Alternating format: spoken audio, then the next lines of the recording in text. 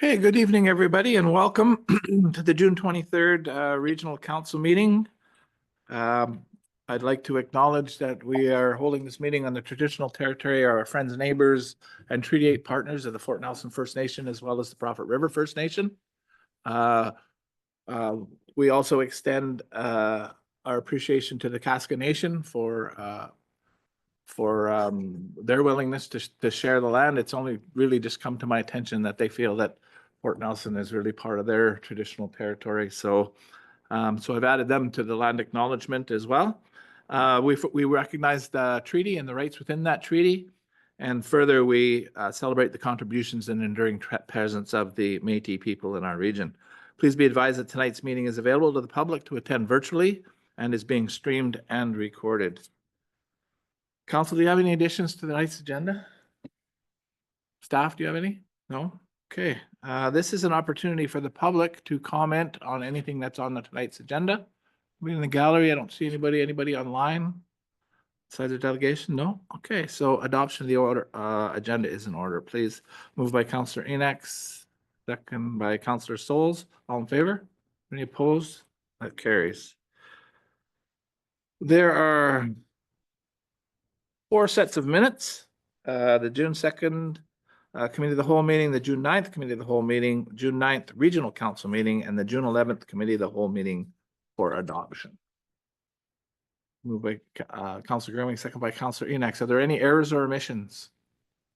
Seeing none, all in favor of adoption? Are there any opposed? Those are adopted. Thank you. Is there any business arising from those minutes?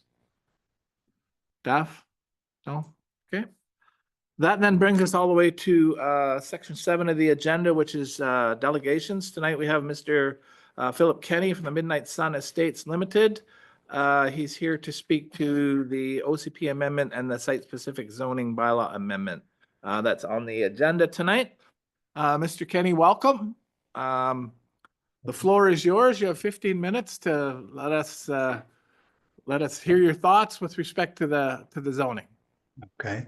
Good afternoon, Mayor, Council members, and members of the Municipal Planning Department. On behalf of Midnight Sun Manufactured Home Park, I'd like to thank you for the opportunity to submit our application letter for an OCP amendment and site-specific zoning bylaw amendment for Council's consideration. And I'd also like to thank the Northern Rockies Regional Municipality planning staff for their support and assistance throughout the various stages of this application process.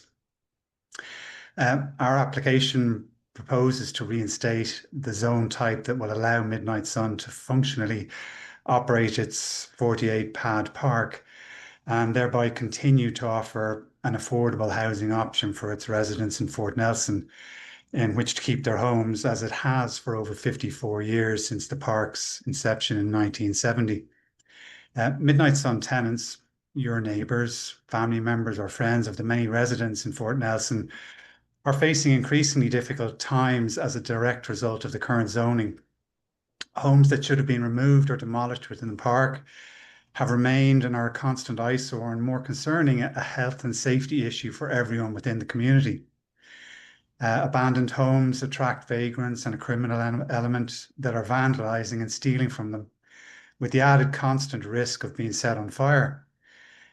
We cannot continue to remove older homes, which we have done in the past at our own cost, because if we do under the current zoning, we've no option to replace them. Homeowners cannot introduce a new home to replace an existing older home, and the increasing costs as a direct result of fewer tenancies will, moving forward, have to be transferred directly to the residents within the park.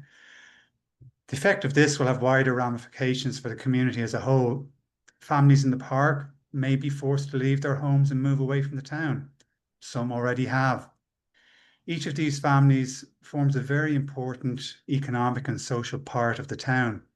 Residents who spend their hard-earned money and wages locally, many bringing up children in the local schools, and all actively participating within your community.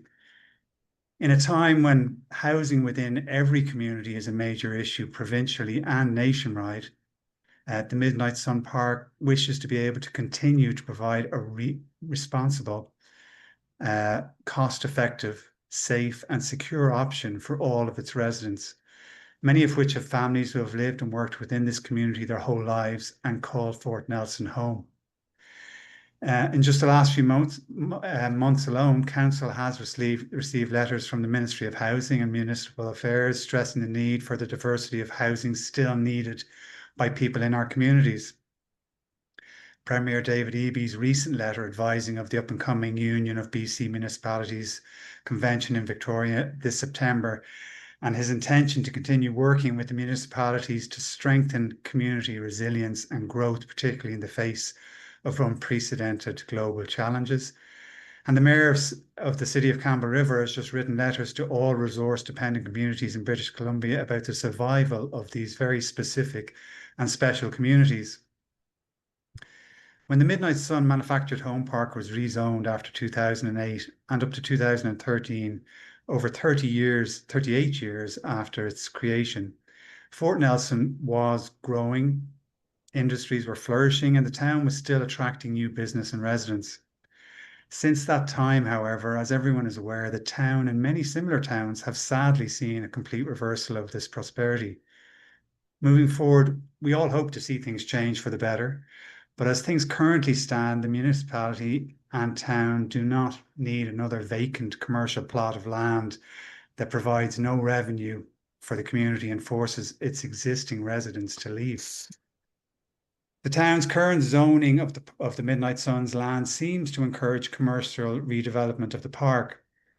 However, given the current demand, when you take into account the value of the noted land, the cost to buy out or relocate tenants, which is strictly enforced by the BC Residential Tenancy Board, the cost for new constructions, financing, developer profit, and then eventual sale, it's just not close to being a financially viable possibility in the short or medium term for any investor or company, or even a developer looking to maintain it as an ongoing business.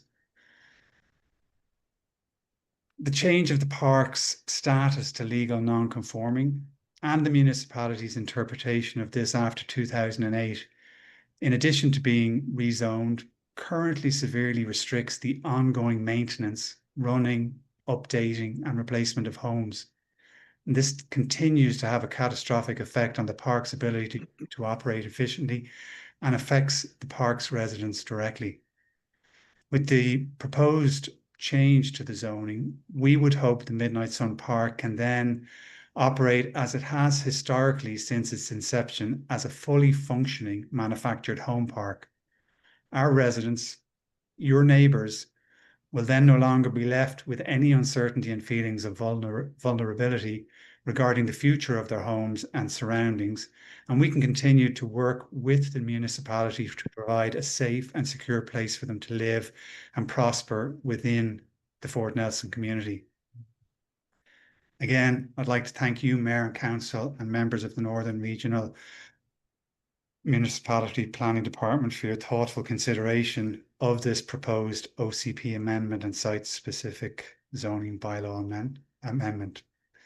Thank you for your time. Thank you very much, Mr. Kenny. Does council have any question? I have one question, and I may have read it because this has been ongoing, I think, for a little while now. So I guess the question is, why now? Have you got residents who are looking to upgrade their properties, or you as a business person, business entity, are you planning on doing some upgrades to some of the homes in that park? For the last number of years, when you say why now, we looked at this in the past in terms of changing or trying to alter the zoning so that it made operating the park, I suppose, more functional. But a number of years back, when we did look at it, the indication was that we wouldn't get a rezone, we wouldn't be granted the zoning, and as a result, we didn't put in an application at that time. But over the years, I suppose, like everyone, we'd hoped that the economy would improve and things would change, and we could develop and move forward, and I suppose attract new new tenants into the park. But obviously it's become, obvious to all that things are difficult, and that's not going to happen in the near future.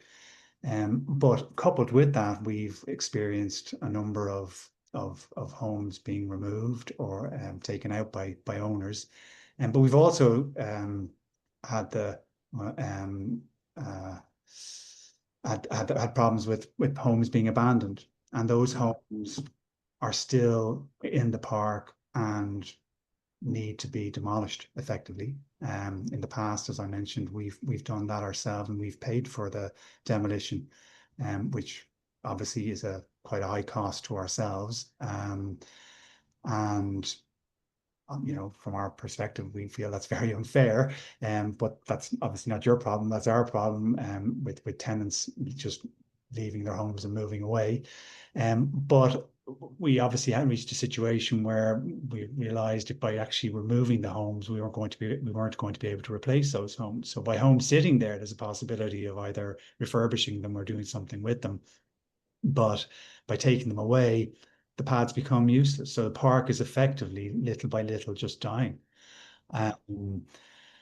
In terms of homes that are there, the abandoned homes, we had a list of 5 other homes that we wished to demolish, and that was our plan to do that this year. And to do that, we had hoped to get the zoning amendments and then proceed with that and remove the homes that are beyond repair, shall we say. And that's our intention. So like we're constantly trying to work with residents and try and improve things. Obviously, we maintain the park, the roads, and things like that. But moving forward, to start things off, we've obviously got to remove what's definitely an eyesore and really a health and safety issue within the park, which is the abandoned homes.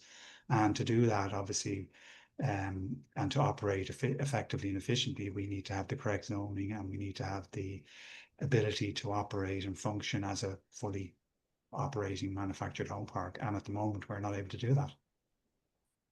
Okay, thank you very much. We thank you for the presentation and letting us know how you feel, and we'll deal with this on tonight's agenda. We've got a report there, so you're certainly free to stay. Thank you. Appreciate it. Okay, that brings us to reports, and the first report is number 3625, item number 8.1, which is the NRM OCP amendment and site-specific zoning bylaw amendment request from Midnight Sun Manufactured Home Park. So Good welcome, evening, Lisa. Mayor. Good evening, Good Mayor and evening. Council. Thank you, Mr. Kenny, for your presentation. Mr. Kenny and Jill Kenny have been extremely cooperative dealing with us in the planning department, and we appreciate their interest in moving ahead to find a solution to this issue that's been ongoing for several years. So the report before you tonight is not necessarily a consideration of whether or not to approve a zoning amendment. It's really to seek council's feedback on how we're going to proceed with a zoning amendment as well as the OCP amendment. First and foremost, the applicant has requested a site-specific zoning amendment, to which staff have recommended that a complete rezoning be undertaken instead. The report goes on to explain some of the issues around the lawful non-conforming status of the manufactured home park. As Mr. Kenny alluded to, the manufactured home park's been in existence since at least 1970 or 1971. I have been able to go back in our zoning bylaws as early as 1973, in which those parcels were zoned as commercial. Regardless, the manufactured home park is sitting on commercial land being used for a residential purpose, which then creates that lawful non-conforming status. So the issues with the non-conforming status, as Mr. Kenny alluded to, there's concerns around the inability to replace manufactured homes, as well as do major renovations on those manufactured homes. The fact that there's abandoned and maybe Difficult to repair. declining condition of Yeah. some of the homes creates that social concerns as well. I mean, I can only imagine what it's like to be to have that in your backyard sort of thing. So not only does it create issues for the manufactured home park owner as well as the tenants, it creates issues from our perspective, enforcing bylaws, trying to apply things like development permit area guidelines that are specifically designed for commercial, as well as zoning regulations that are intended for commercial properties when you've got a use that is residential.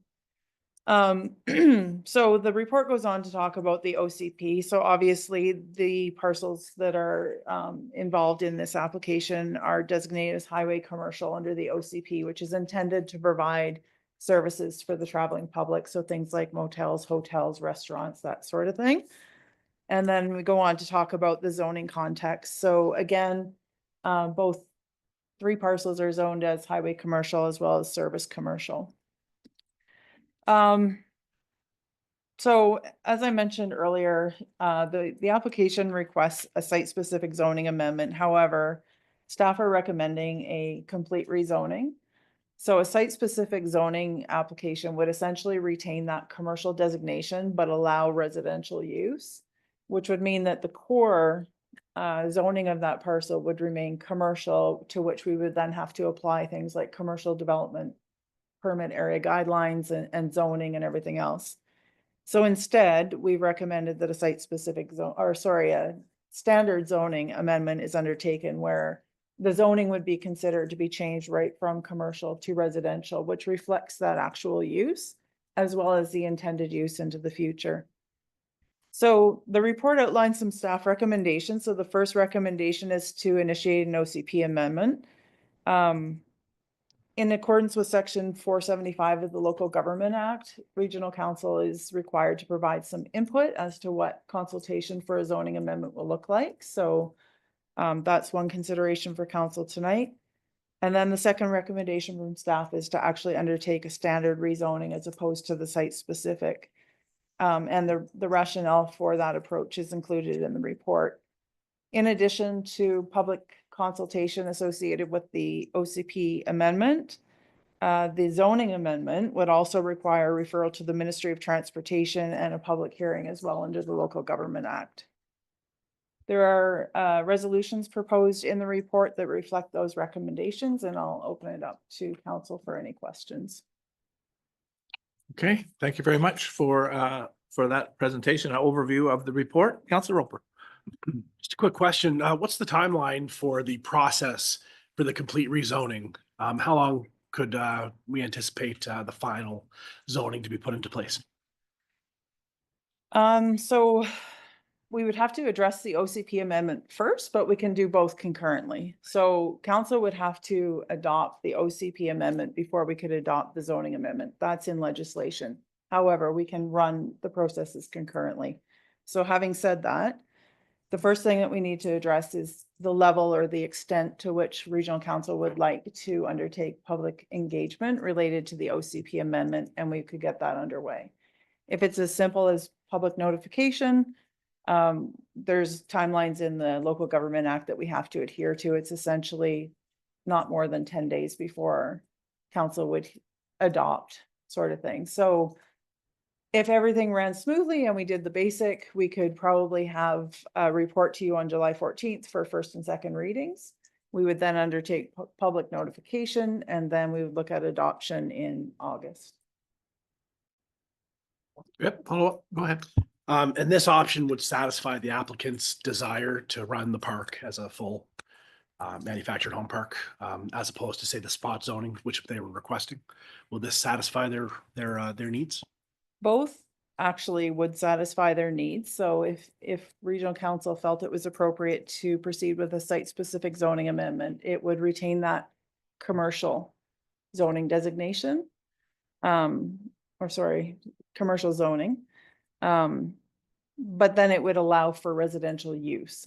The tricky part with that is we would have to go back to legal to figure out how do we amend an OCP to recognize that residential is a permitted use in a commercial zone, as well as deal with the development permit area. Whereas this rezoning approach is simply A for B. So you're changing it from commercial to residential, which then would allow them to use the property for its intended purpose, which is a manufactured home park. Thank you very much. Appreciate it. Counselor Scholes? I like the idea of total rezoning. It's I think there's several other zones in our area that we could do the same thing with and solve some problems. But this particular one is, I think, in light of where, as Mr. Kenny mentioned, in light of the housing crisis that is actually universal across Canada, of course, we're some of the last ones to feel it directly.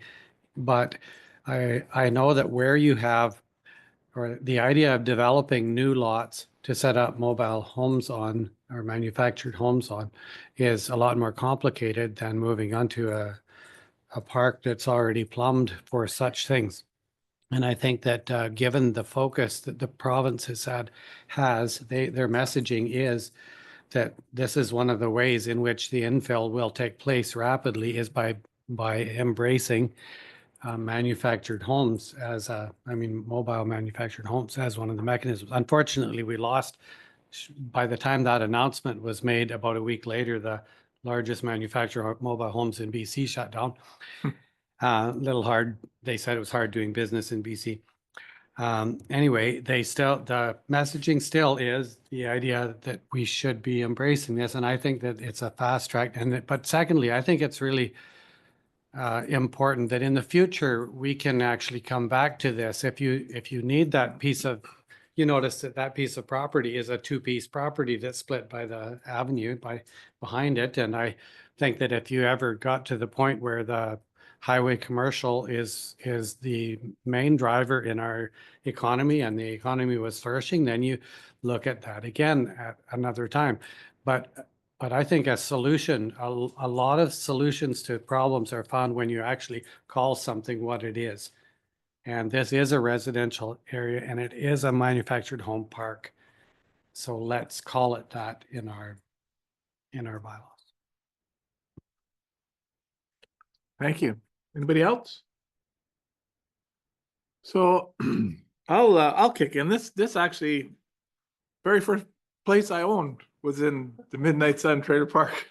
I lived there too. Back in 19, maybe it was 80. I bought a home in this park, and it was in pretty good shape, and I can understand why the councils of the day, when they rezoned or when they redid the OCP and whenever it was in the early 2000s, flipped it over because it was so busy, and they didn't want to see that. We did a similar thing with the RV park in Taylor. Actually flipped it to highway commercial because, and they maintained it and they've been maintaining it, but it didn't take a lot of effort to really do that. There was a requirement for us it was the public notice that so there was a requirement to put a sign up there, a requirement to inform a certain number of people around the area that specifically by writing them letters and letting them know that the intent was to do this. And we did it a lot at the regional district. It seemed like at the Peace River Regional District, we were doing these OCP amendments and zonings at least monthly, if not every meeting. So it is something that can be done. I agree with Councillor Souls that we're not, the economy is not being driven by the highway commercial businesses at this moment in time. We sure would like to see that would happen. The frontage here is, if I'm right, it's four lots that they've got together. So there's 4 trailers that actually front onto the road. Seems to me, is it three? Okay, I'm just trying to remember back then. Yeah, there's one road and then there's one in the back. So it's not a big wide area that would be taken out of, I guess that's the word I'm looking, taken out of the highway commercial. So was originally designated this for one reason, and they've done everything they can to try to keep it going. So I'm in favor of moving with staff's idea of looking at a complete rezoning. And when you do that complete rezoning, you really have to do the OCP at the same time, right? To recognize that piece of town as residential. So the notice, the neighbors will all get to know about it. You know, if we put a sign out on the road that says that brings everybody else's opportunity to be aware that it's there. So yeah, so that's my thoughts. I'm comfortable, and we'll see what the residents feed back to us. As you said tonight, we're not deciding, you know, that to change the OCP or tonight. That's a whole process we have to go through. So I'm comfortable with that. So anybody else? No? Okay, well, I think we've kind of talked it over. There is a recommendation there if somebody would like to make it or something. What are council's wishes?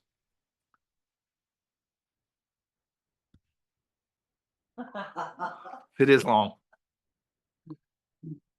Counselor Souls, would you turn your mic on, please? Thank you.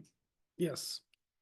I recommend that the application for amendments to the Northern Rockies Regional Municipality Official Community Plan Bylaw number 64 of 2011 and zoning bylaw number 119, 2016, associated with 4603 50th Avenue South as submitted be denied, and that Regional Council initiate an amendment to the official community plan to allow for residential use on the subject parcels and direct staff to undertake required consultation in accordance with section 475 of the Local Government Act, and that Regional Council initiate a standard rezoning process to rezone the subject parcels from commercial to residential with the OCP amendment to be adopted prior to final adoption of the zoning bylaw, and that staff be directed to ensure compliance with the Transportation Act and public hearing requirements under the Local Government Act. Thank you, Councilor Souls. Do I have a seconder? Councilor Roper seconds that. Is there any further discussion? So I had one more question, because on the map, and I don't know if you want to pull the map. Can we pull the map up? That's in the report. That's report, or was it in- Attachment to. attached? Yeah. It's actually a colored photo with red lines on it. Yeah. Page 29 of There it is. that one there.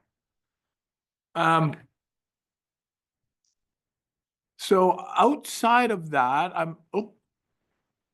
it was there and now it's gone. There are 5 trailers just to the right of the top, right behind the hotel. Yeah, right behind the. So just to the right of the top, there are 5. Do you want to just highlight them there, or No, the yeah, ones that are. right there surrounded? Those do not appear to be part of the application. So what do we do with those? What do we do with those? Or do you rezone those at the same time because they're already there? It's different I owners, so, believe so, yeah. so you couldn't, so it would have to be part of the entire OCP amendment to really bring those to residential, or could we add them in? I will bring that back to council. Okay. If that, knowing that you're. Yeah, if we can bring that Yeah. back as part of the Sure. process. To see if that's part of, I don't know if that's part of Villars or what that is, but I'll find out more on that. one. Okay. That'd Yeah. be good. Thank you very much. That would be good. Yeah. Okay, that's the only other question I had. So, all in favor then with the recommendation? Are there any opposed? Seeing none, that passes. Thank you. That was a good discussion, a good report. Thank you. Very good. As complicated as it can be. Thank you. Okay, that brings us to item 8.2 on the agenda, which is report 3725, the town hall sanitary relining and the procurement options. Staff, please. Welcome. Not often we get to see your pretty face here. Welcome. You missed my smiling face. Yeah, Thank you, we Mayor. do, we Council. do. So the report before you this evening is regarding procurement options for contractors to do some sanitary relining work here at Town Hall.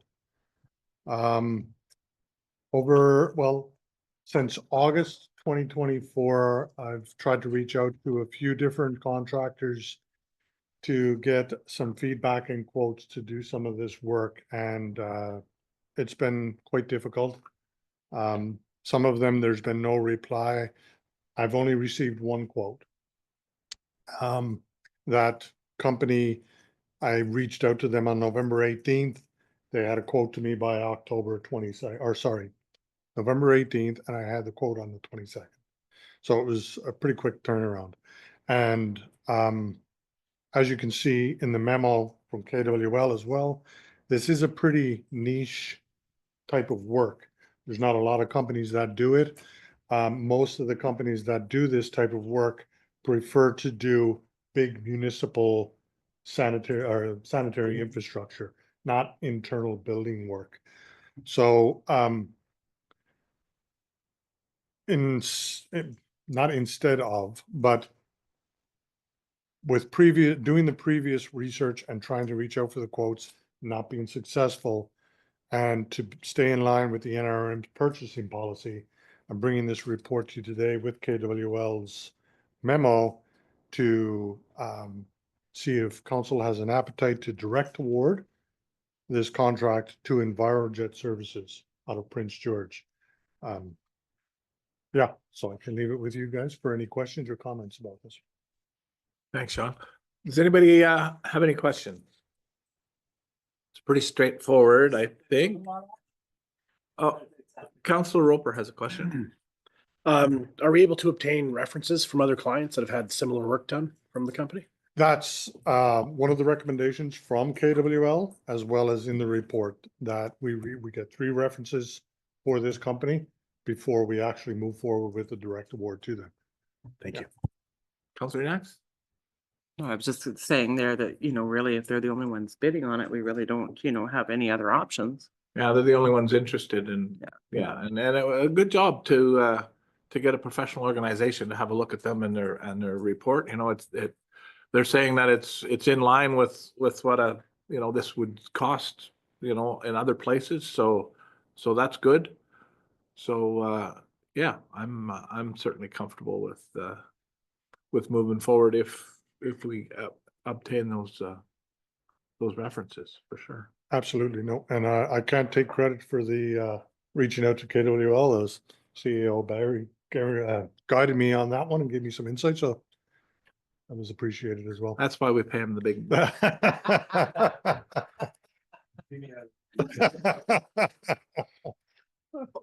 Okay, what are council's wishes? Councilor Gurley?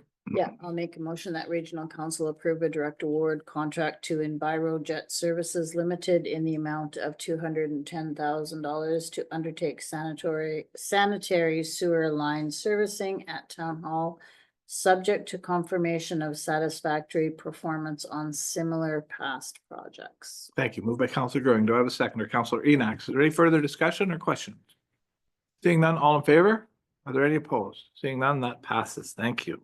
Thank you, Council Mayor. You're welcome. Okay, that brings us to, there was nothing else. So that brings us to correspondence information package. We don't have any that I see for discussion, but there are 13 pieces of correspondence there for information. Anybody like to move those for information? Moved by Councilor Sol, second by Councilor Enox. Is there any discussion on that? Seeing none, all in favor? Any opposed? That passes. All right, that brings us then, there's no new business item. Brings us to standing items for discussions, councilor reports. Anybody have any reports? Councilor Enox, go ahead, please. I think because I forgot to mention a few things last meeting. So June 5th, we cooked at the Senior Week barbecue at Art Basel Park. It was me, myself, Todd Penny, and Madison came and helped us. June 5th, I attended the Heritage Society meeting. The 6th, 7th, 8th, 9th, and 10th, the OC update meeting. June 11th, I headed out of town, returned and attended the community of the whole with MLA Jordan Keeley. And June 20th, I had my first board of directors meeting with the NCLGA. June 21st, I attended the special Toad River Up Highway meeting by Zoom. I was sad I couldn't go, but next year.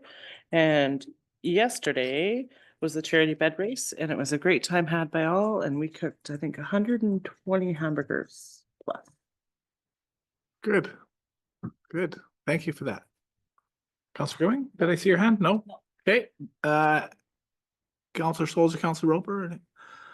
Okay, well, I'll go through my report then on, where do I want to start? I guess 9th was the last day. The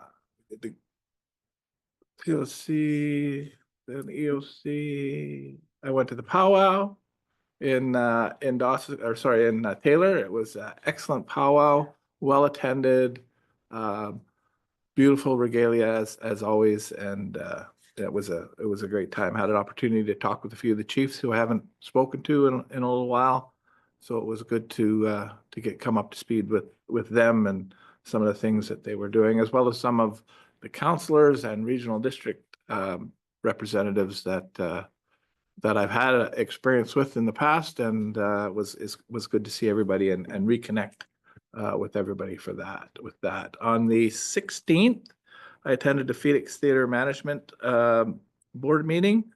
Lots of things on their agenda. There were 3 expense approvals, one for the lobby renovation, one for the sound system, and one for computer upgrades. They were getting ready for, generate some income on that hockey game, which was sad for everybody, but I'm sure there was some revenue generated there.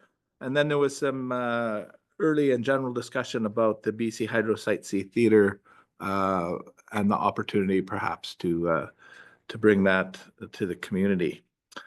On the 17th, I was able to attend virtually the Leaders Table, the Northeast Leaders Table, with chiefs and mayors from the various communities throughout the Northeast. CAP was there to make a presentation.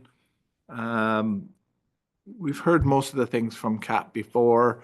Some of the difficulties they're experiencing with legislation and provincial policy around carbon, and they're really putting a push on to improve the electricity, particularly in the Montney, to extend the BC Hydro grid so that they can start really reducing some of that carbon output that they're putting out. Michelle Carr was also there from the BC Energy Regulator. I didn't get an opportunity to sit through that presentation because we had a meeting here with some of the RCMP managers out of North Division. So I attended that meeting with staff, but I did get back to the Leaders Table meeting, and they had a presentation on this SenseNet early detection system for wildfires. They had the manufacturer themselves do a presentation at this meeting.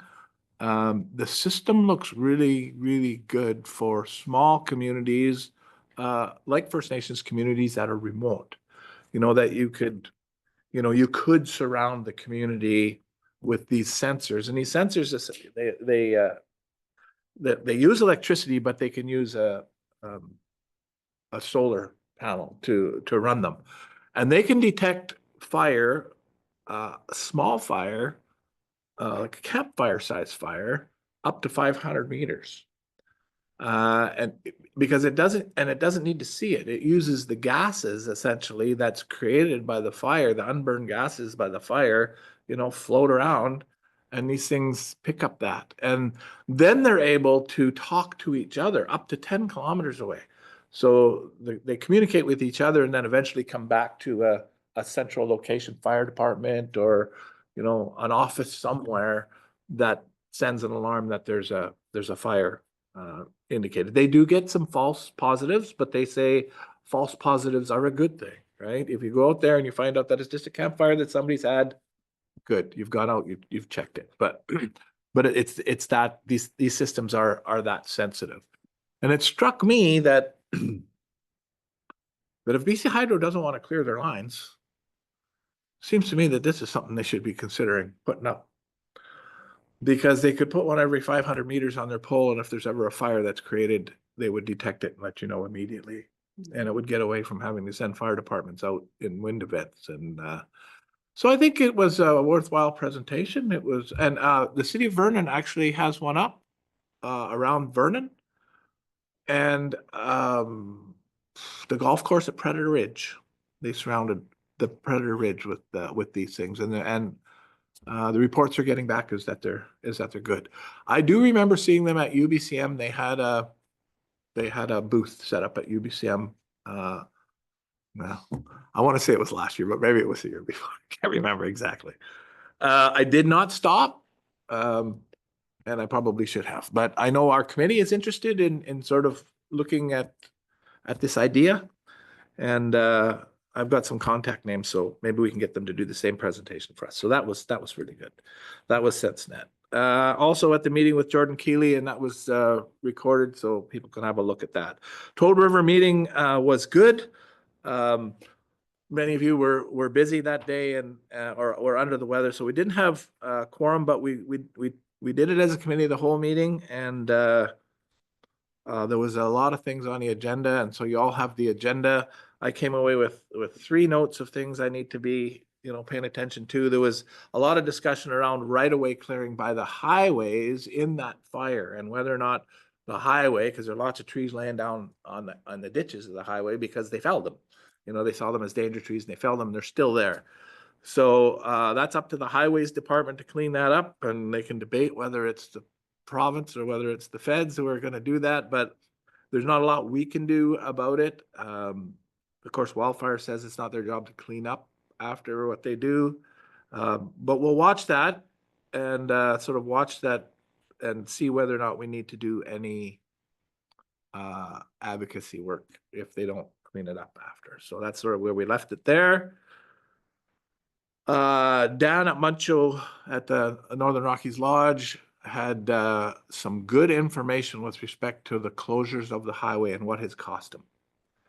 And I know you've all met Jennifer Moore. She was at the convocation ceremony because she's the vice president of the board of Northern Lights College, and we were having a conversation because we'd received this letter already, and I mentioned it to her, and Tourism BC is looking for information about how these wildfires are impacting them, different operators around. So I'm going to connect those two, and then we pass along anybody else along the highway who kept some record of what it was costing them when the road was closed due to wildfire. If they could, info or let us know, or let Jen know, or let somebody know, so we can get that information into the system, so the government will understand what it's actually costing these lodges along the highway. And then we all saw, I think we all saw the letter that came from Tom and Jim Fulton about the now I just lost it. Skooks Landing and the project that they did at Skooks Landing. After phase 1, we sent out a letter thanking all of the participants. Well, they finished. They did phase 2. They had an opportunity. I think we saw that report from them. So Tom gave a presentation and showed us a video of the work that they performed up there. They did it. He thinks they might be just a little bit over budget, and he's hoping that Parks will come up with the money for that, because they said they were going to donate and haven't. I think that's who he was talking about. So I got letters of thanks to send out to all the participants for phase 2 and the completion of that project. So those are the 3 things that I took away. A lot of really good discussion about a lot of various topics that we had on the agenda. We talked about the water system. Tom showed us the structural protection equipment that they purchased. He also made a request. They didn't get everything they were looking for. If you recall back at budget time, they actually had an initial request, and then they added to that request because they really thought that they needed more. Once they became trained and understood it a little better, we only gave them the first list, enough money to buy the equipment that had on the first list. But as this fire started to take off, they had an opportunity to buy some more, And so they got some money from the Northeast BC Wildlife Federation to buy the second bunch. And so they're gonna submit a request to us for budget to replace that money next year. But that will be a budget request subject to all of the requirements that we do at budget time. So that was a good discussion that we had as well. Danny, is there anything you want to add that we talked about, or Brenda? No, Is it- just some clarity on the Casca land management. Yeah. There was discussion as to how Right. that affects the Toad River and up highway businesses at all. They want more clarity on what is being proposed there and whether or not the statement was made, they're trying to discern whether the long-term aim is to have even no tourism on site, or whether it's to allow that in the context of a Casca land use management plan. Right, So Access was the big concern. access is the And the other, now that you brought that up, that I think he would like us to make a request that they slow this process down. Because the public engagement is happening in their busiest season, like it's happening right now, right? and you're When- given a month. yeah, and they got a month to respond, and it's in their busiest season, and so they've asked us to try to help them with that. Okay, I think that was it. BC Hydro was up there when we were there. They were doing, and Tom had been out talking to the foreman, and he was happy with the work that they were performing. He took them out and showed them some of the areas that they had most of the problems with. I think that day they were actually working in the subdivision, and he was happy with the work that they were doing. So, yeah, it was a very, very, very good meeting. Okay, so there's no business outstanding. Any public that have come on to ask a question? No? Okay, so a resolution to go into camera for section 91AE of the community charter. Personal information about an identifiable individual and the acquisition, disposition, or expropriation of land or improvements. Somebody moved by Councillor Gerwing, second by Councillor Enox. Is there any discussion about going in camera? Okay. Seeing no discussion, all in favor to go in camera for those reasons? Is there any opposed? Okay, thank you very much. That passes. We'll take a couple of minutes and maybe a biology break, and then we'll start into the closed meeting.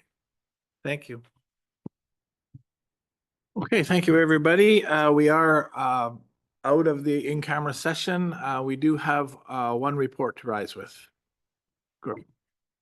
So to rise and report the resolution moved by Councillor Roper, seconded by Councillor Enox, that Regional Council appoint Michelle Fisher, Director of Community Infrastructure and Safety Services, Fort Nelson First Nation, to the Community Fire Smart and Resiliency Committee as an alternate member, carried unanimously. Thank you very much. That brings us to adjournment. Motion to adjourn. Regular meeting, please. Moved by Councillor Enox, second by Councillor Gerwing. Any discussion? Seeing none, all in favor? Opposed? We are adjourned. Thank you very much, everybody.